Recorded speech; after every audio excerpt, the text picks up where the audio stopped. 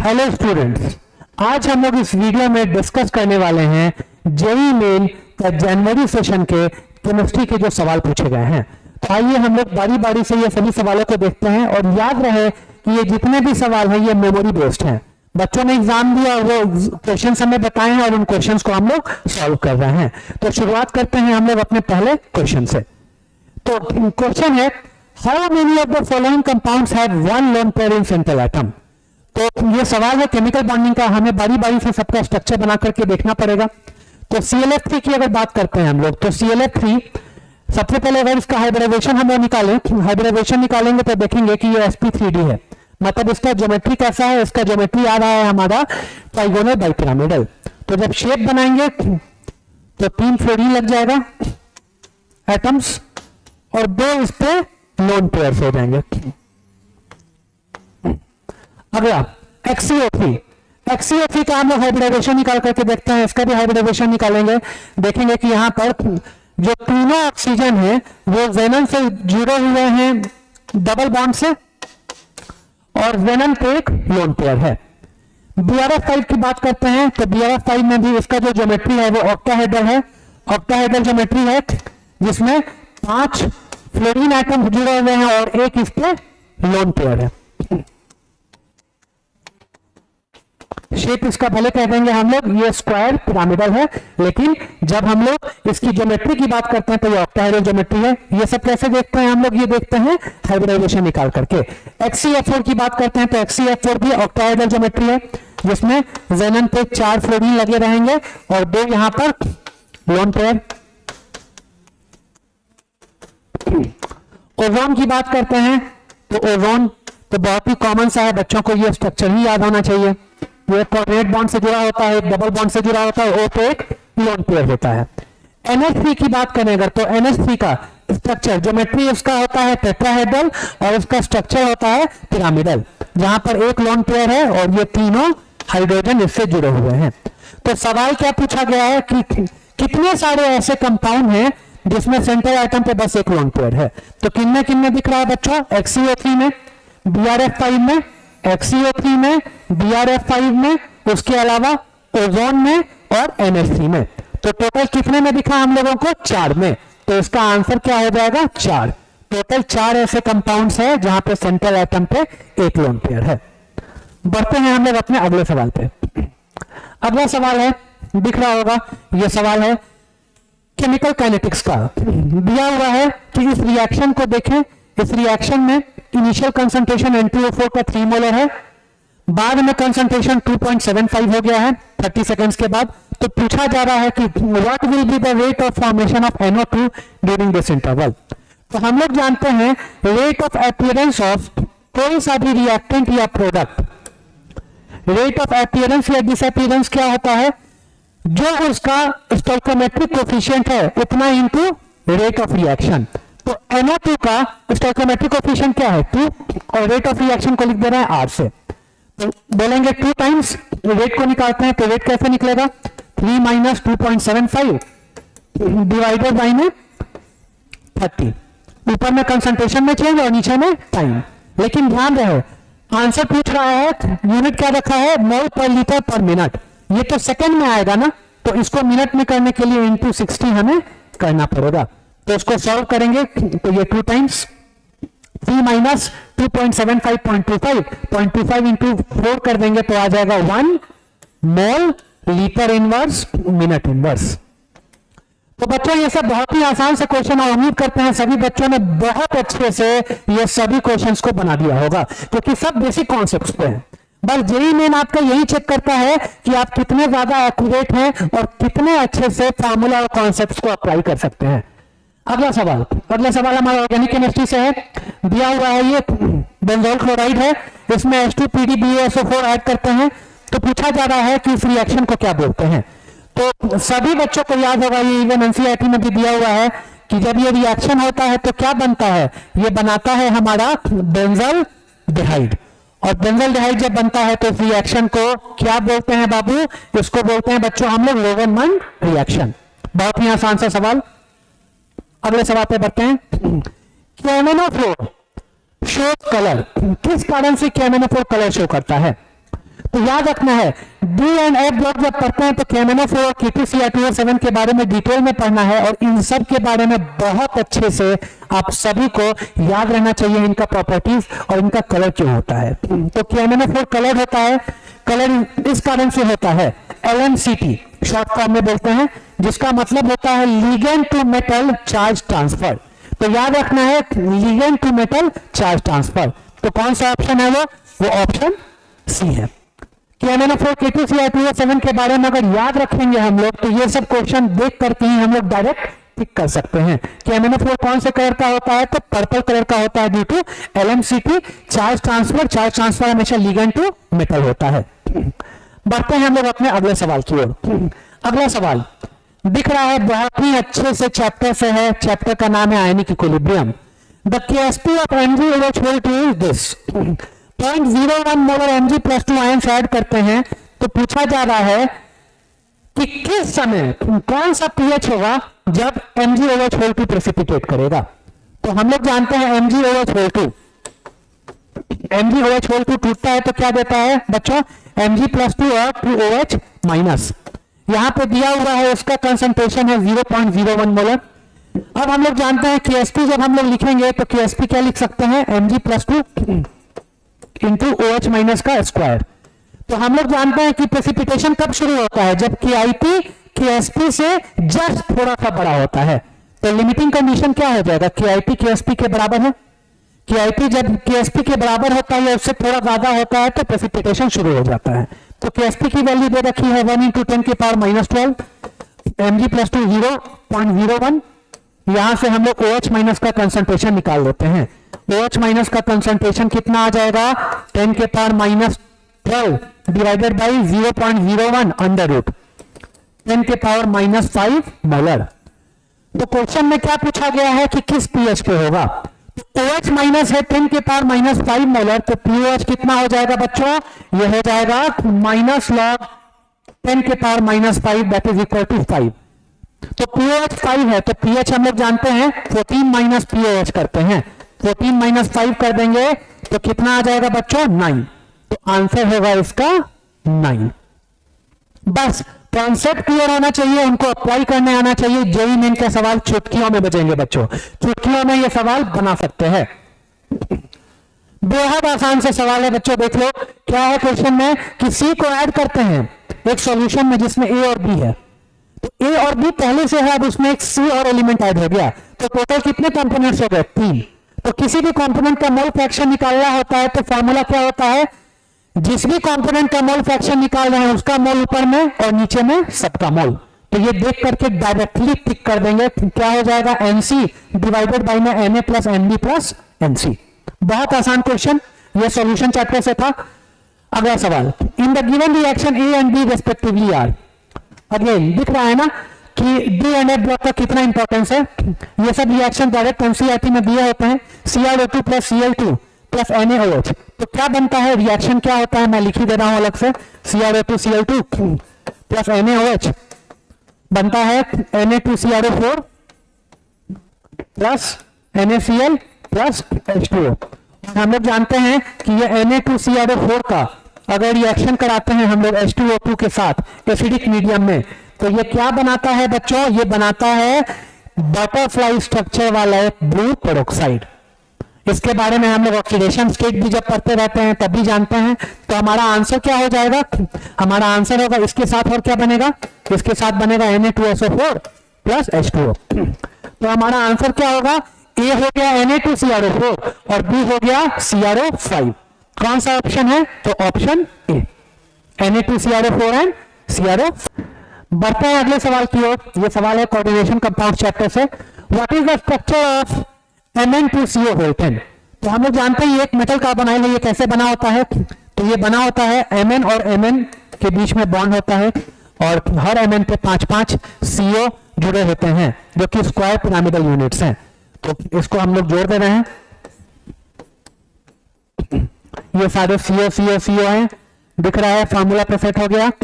अब हम लोग को क्या देखने को मिल रहा है, इसका आंसर क्या होगा, Mn2CO10 का स्ट्रक्चर कैसा होगा, 2 square pyramidal units joined bye MnMn bond, जो कि बी ऑप्शन है। अगला सवाल, बहुत ही आसान सा क्वेश्चन है बच्चों, एटॉमिक स्ट्रक्चर से स्पेक्ट्रल लाइंस के बारे में। तो स्पेक्ट्रल लाइंस में फार्मूला हम लोग जानते हैं ना कि जब भी स्पेक्ट्रल लाइंस में n से जंप करता है 1 पे, तो नंबर ऑफ स्पेक्ट्रल लाइंस कितना होता है, n इंटू एन माइनस 1/2। तो क्या पुट कर देंगे, 5 into 5 minus 1/2, 5 into 4/2, it means 10 lines. Total कितने स्पेक्ट्रल लाइंस बनेंगे, 10। आंसर क्या हो जाएगा, 10।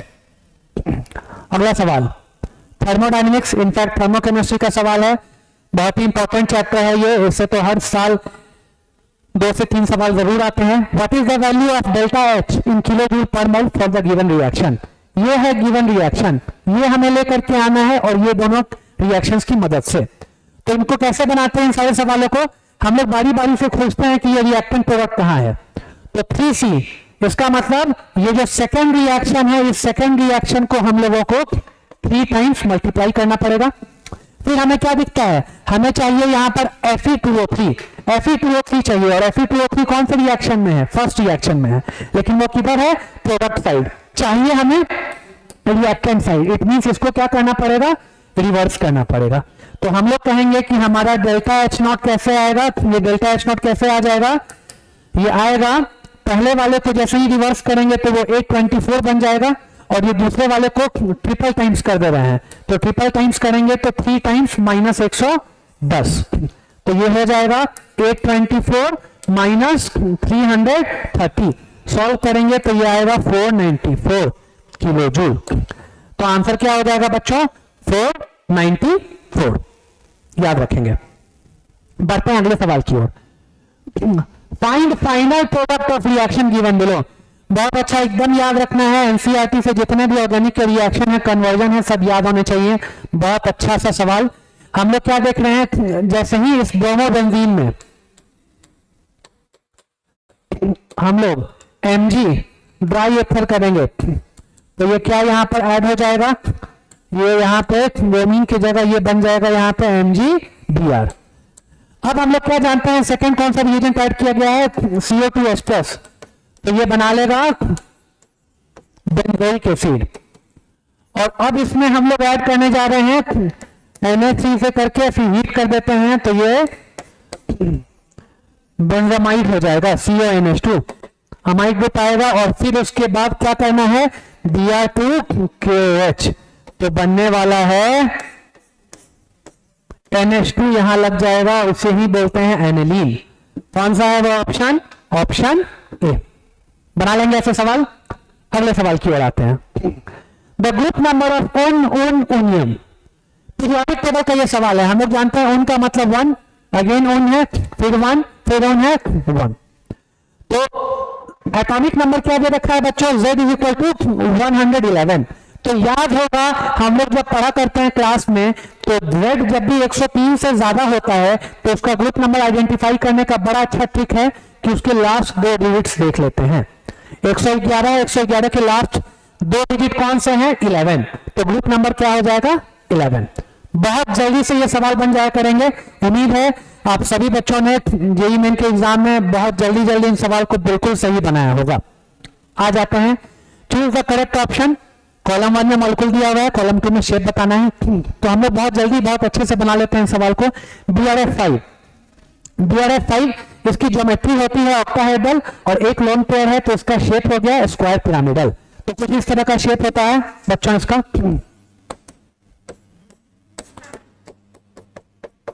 तो इसका शेप हो गया स्क्वायर पिरामिडल, ये हो जाएगा 4।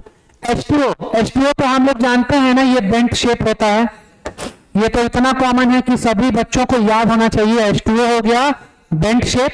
ClF3 होता है टी शेप का, इसका जो ज्योमेट्री होता है वो होता है ट्राइगोनल बाइपिरामिडल, लेकिन शेप आता है इसका टी शेप। तो कैसे आता है, इसमें टोटल 3 फ्लोरीन एटम्स लगे रहते हैं और 2 इसका यहाँ पर लोन पेयर होता है। तो ClF3 ये क्या हो गया, ये हो गया हमारा टी शेप। ये सब हम लोग कैसे देख लेते हैं, हाइब्रिडाइजेशन निकाल करके। ClF3 का अगर हाइब्रिडाइजेशन निकालेंगे तो क्लोरीन में टोटल 7 वैलेंस इलेक्ट्रॉन होते हैं, 3 मोनोवैलेंट टर्मिनल एटम जुड़े हुए हैं, तो 7 + 3/2 ये आया 5। तो 5 जब भी होता है तो कहते हैं sp3d। sp3d मतलब ज्योमेट्री कैसा, ट्राइगोनल बाइपिरामिडल।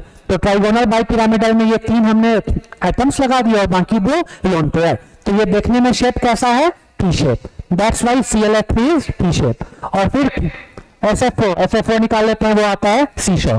तो हम लोग देख लेंगे A का 4, B का 3, C का 2 और D का 1। पहला ही ऑप्शन है ये पहला ऑप्शन है, इसको हम लोग टिक करेंगे और बढ़ते हैं अगले क्वेश्चन की ओर।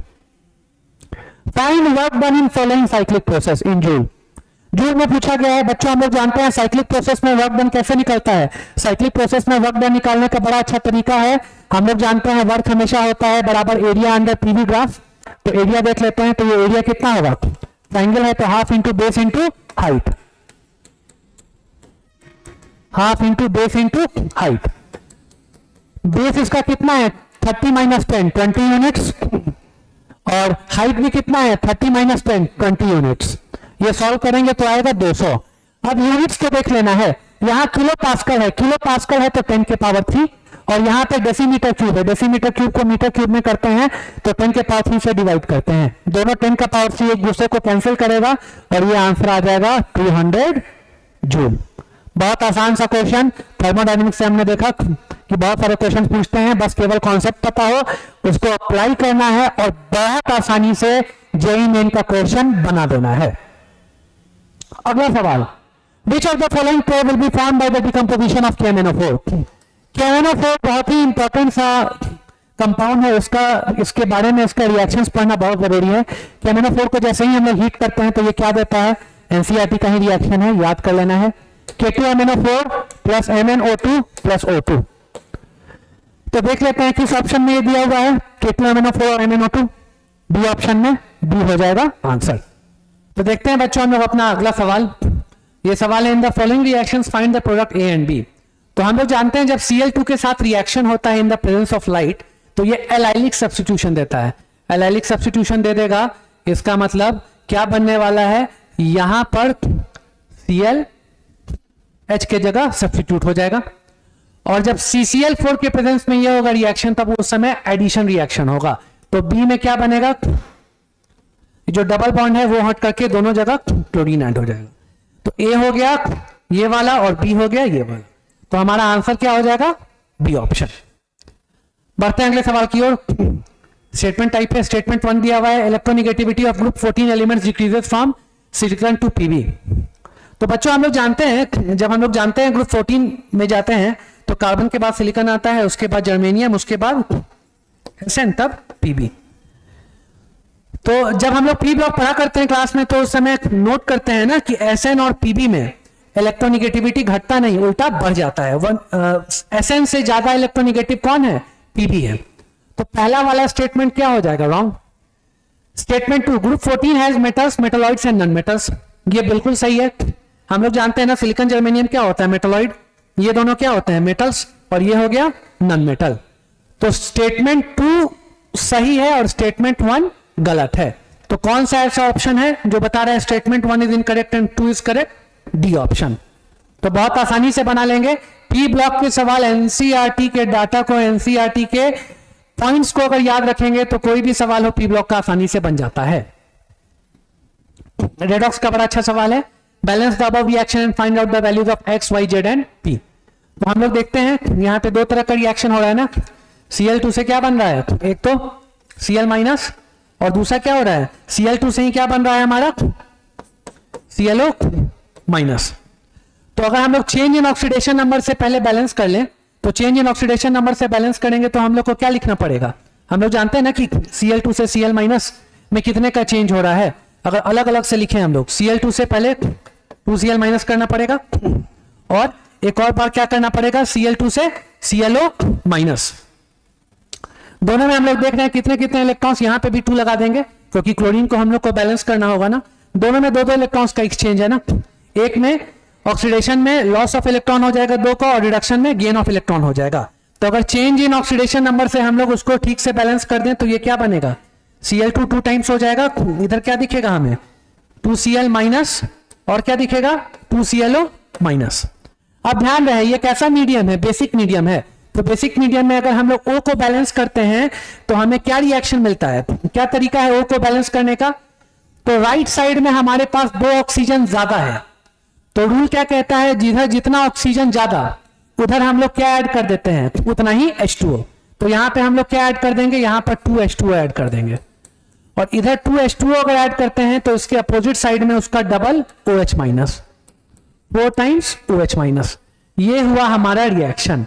अब इसको देखें, 2 सब में से कैंसिल होगा तो रिएक्शन क्या आ जाएगा, Cl2 प्लस 2OH माइनस, क्या बनेगा, Cl minus plus ClO minus plus H2O। तो हम लोग को क्या दिख रहा है, X 1 हो जाएगा, Y 2 हो जाएगा, Z भी 1 होगा और P भी 1 होगा। तो X1 Y2 Z1 P1, ये कौन सा ऑप्शन है, तो ऑप्शन डी। बना लेंगे बहुत आसानी से ये सवाल। परीक्षा में जब बनाना होता है तो इन सवाल को हम लोग जल्दी बनाते हैं, तो इसीलिए बस देख के पता चल जाता है ना कि Cl2 है तो इसलिए 2 टाइम्स, यहां भी 2 टाइम्स, दोनों में 2-2 इलेक्ट्रॉन का एक्सचेंज है, तो कैंसिल करके दिखाने की क्या जरूरत है, क्योंकि ये कोई सब्जेक्टिव एग्जाम तो है नहीं। उसके बाद हमने O को कर लिया बैलेंस। अगला सवाल, K नेट दिया हुआ है, रेट कांस्टेंट दिया हुआ है K1 K2 बाई में K3, E1 दिया हुआ है, E2 दिया हुआ है, E3 दिया हुआ है, फाइंड करना है E नेट। तो हम लोग इसका एक ट्रिक जानते हैं ना, यहाँ पे E नेट क्या हो जाएगा, K1 इंटू K2 है इसीलिए EA1 प्लस EA2, और डिवाइडेड बाई K3 है इसीलिए EA3 को घटा देंगे। तो क्या हो जाएगा, EA1 कितना 40, EA2 कितना 50 और EA3 दिया हुआ है 60। 90 माइनस 60 करेंगे तो ये आ जाएगा 30 किलो जूल पर मोल। तो बना लेंगे ऐसे सवाल। ट्रिक्स अगर पता है तो बहुत जल्दी से ये सवाल बन जाते हैं। ये सवाल केमिकल काइनेटिक्स का था। तो देखते हैं हम लोग अगला क्वेश्चन। ये क्वेश्चन है इलेक्ट्रोकेमिस्ट्री चैप्टर का। Through a ZnSO4 solution 0.015 ampere current was pass for 15 minutes. What is the mass of zinc deposited in milligram. तो हम लोग जानते हैं फर्स्ट लॉ ऑफ इलेक्ट्रोलाइसिस क्या कहता है, W is equal to EIT by में 96500। यहां पर E क्या होगा, हम लोग जानते हैं EZn क्या होता है, जिंक का इक्विवेलेंट वेट। जिंक का इक्विवेलेंट वेट जिंक ZnSO4 से अगर जब हम लोग बनाएंगे तो यहाँ पे जिंक +2 है और जिंक निकाल रहे हैं, तो चेंज इन ऑक्सीडेशन नंबर कितने का है 2 का, तो n फैक्टर 2 होगा। तो इसका एटॉमिक वेट डिवाइडेड बाय में 2 मतलब 65.4 बाय में 2। अब इसमें पुट करते हैं, E हो गया 65.4 बाय में 2, I की वैल्यू दे रखी है 0.015 एम्पियर, टाइम कितना है 15 मिनट्स। सेकेंड्स में कन्वर्ट करने के लिए इंटू 60 करना पड़ेगा ना, और नीचे में 96500। इसको सॉल्व कर लेंगे, सॉल्व करके ये 4.58 मिलीग्राम आएगा और यही है हमारा आंसर। तो हमने देखा कि जिस भी चैप्टर से सवाल आ रहे हैं जेईई मेन में, उनका कॉन्सेप्ट और फॉर्मूला को कॉन्सेप्ट को अप्लाई करने आना चाहिए और बहुत आसानी से चुटकियों में सवाल बन जाएगा।